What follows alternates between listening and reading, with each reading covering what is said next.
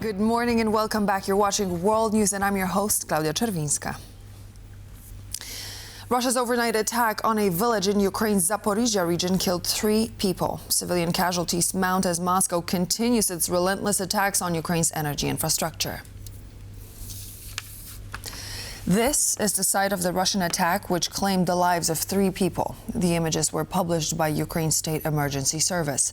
Russia's attacks on the Zaporizhzhia region in the past day killed 3 and wounded 16 people, according to local authorities, with the area seeing 385 reports of damage to housing, cars, and infrastructure. According to the governor of Zaporizhzhia, Russia attacked the region a total of 841 times in the past day. The number includes artillery, drone, and missile strikes.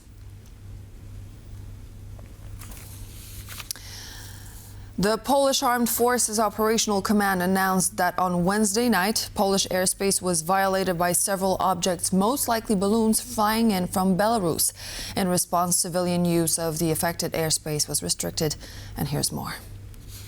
On the night of Wednesday, January 28th, several objects flying in from over Belarus entered Polish airspace.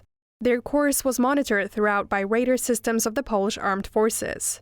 To ensure safety and security, temporary restrictions were placed on civilian airspace use over the Podlasie region.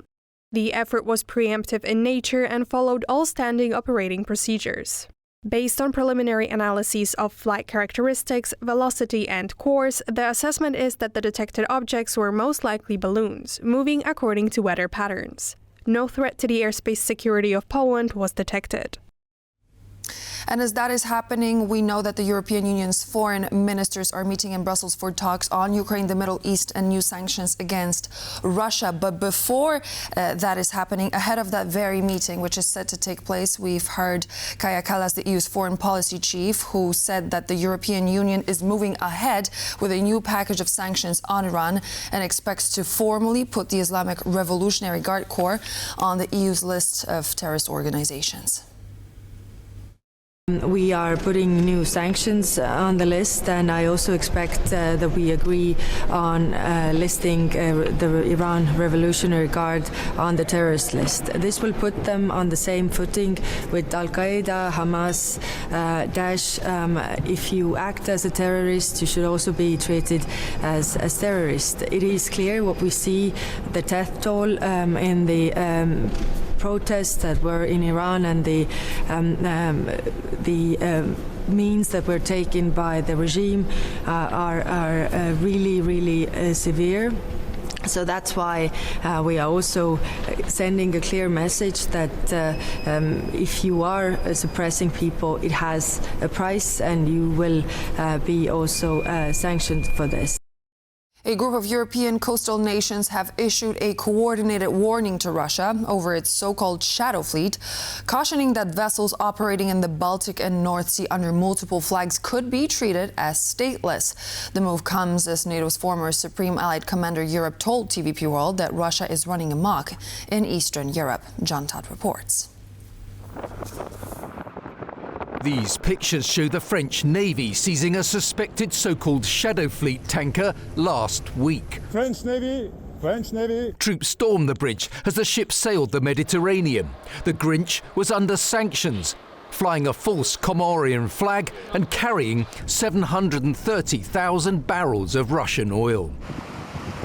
Now it's a scene that could be repeated in the Baltic, after Poland and 13 other Baltic and North Sea states said in a joint letter they will use maritime law to take aim at Moscow's aging shadow fleet. General Breedlove, thank you. Former NATO Supreme Allied Commander Europe, General Philip Breedlove, told TVP World News Director Adam Yasser that Russia is undeterred by empty threats. Russia is running amok in Eastern Europe. We say that we're going to put sanctions and things on Russia and change their behavior, and it has not worked. The shadow fleet are underinsured, often poorly maintained tankers that are used to circumvent Western sanctions and fuel the Kremlin's war machine. At least 11 Baltic undersea cables have been damaged since late 2023, some of which have been linked to these vessels. Experts say the 14 states will only reap the benefits if they take effective action and seize suspected ships. It very much depends on how decisive and determined NATO countries are in their activities, in their countermeasures. If they are strict enough and hawkish enough, it's quite likely that Russia, will be pressed to stop in its activities. Experts warn, though, that international law prevents military units from destroying the ships after seizure. You can search, you can arrest the crew, but you cannot try to sink it or you cannot put a fire on it. You cannot destroy it. That hasn't stopped Ukraine, which claims to have used long-range drones to take out Russia's rogue ships. John Todd for TVP World. Three-way talks between the United States, Greenland and Denmark to resolve the diplomatic crisis over the Arctic territory are underway. The Danish Foreign Ministry stated that the purpose of the meeting of senior officials from Denmark, Greenland and the U.S. was to discuss how to respond to American concerns about security in the Arctic while respecting Denmark's red lines. The U.S. rhetoric on acquiring Greenland has lately softened.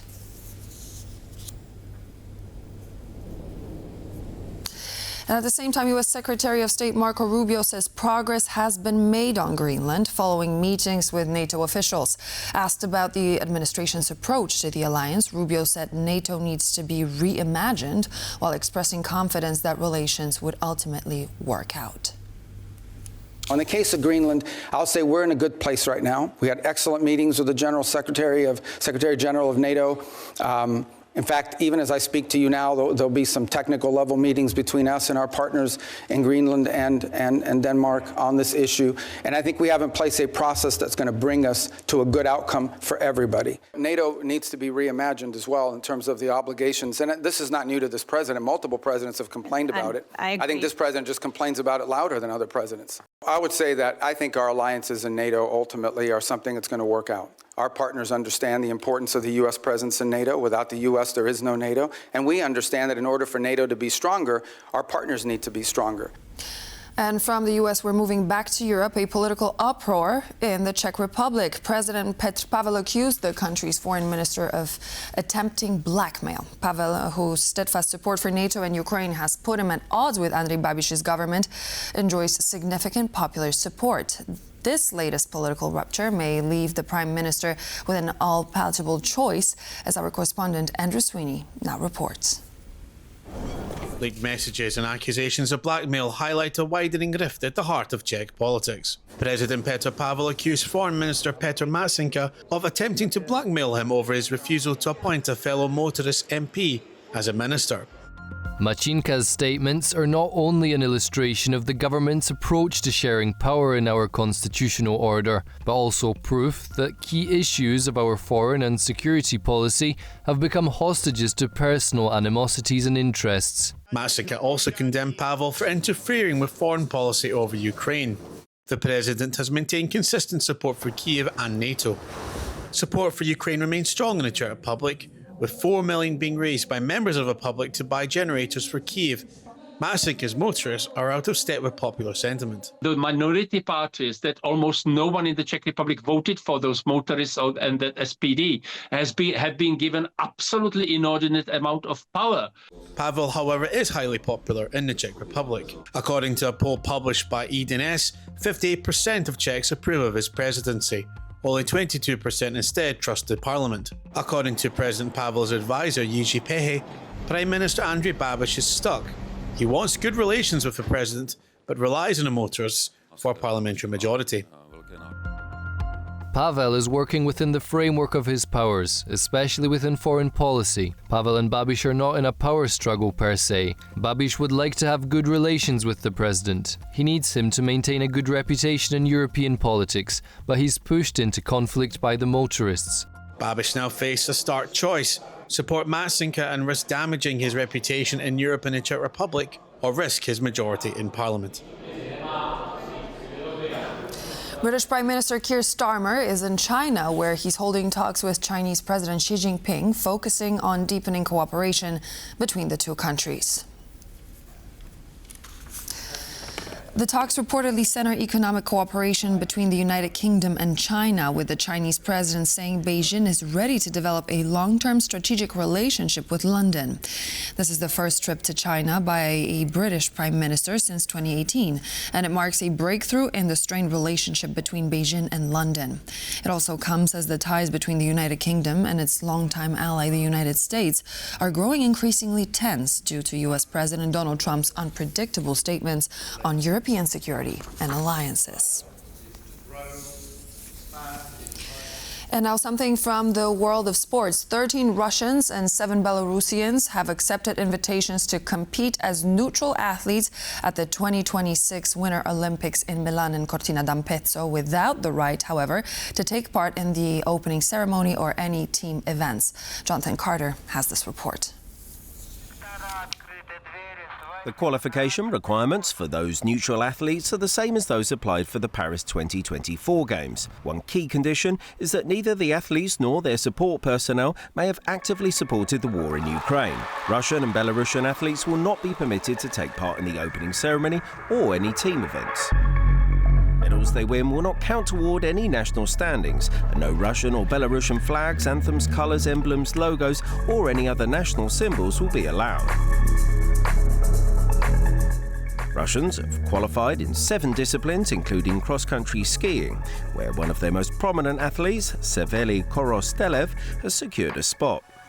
Belarusians are entered in 5 disciplines, including freestyle aerials, featuring Hania Huskova, the 2018 Olympic champion and 2022 silver medalist in that event. The Winter Olympics begins with the opening ceremony on February the 6th. The outbreak of the deadly Nipah virus in India has caused international airports to increase their health security measures. An airport in Bali, a tourist hotspot in Indonesia, installed thermal scanners in response to the situation. Nipah is carried by fruit bats and animals such as pigs. The virus can spread from animals to humans. Its symptoms include fever and other flu-like issues. The mortality rate of the Nipah virus ranges from 40 to 75%, with no vaccine or medicine to treat it.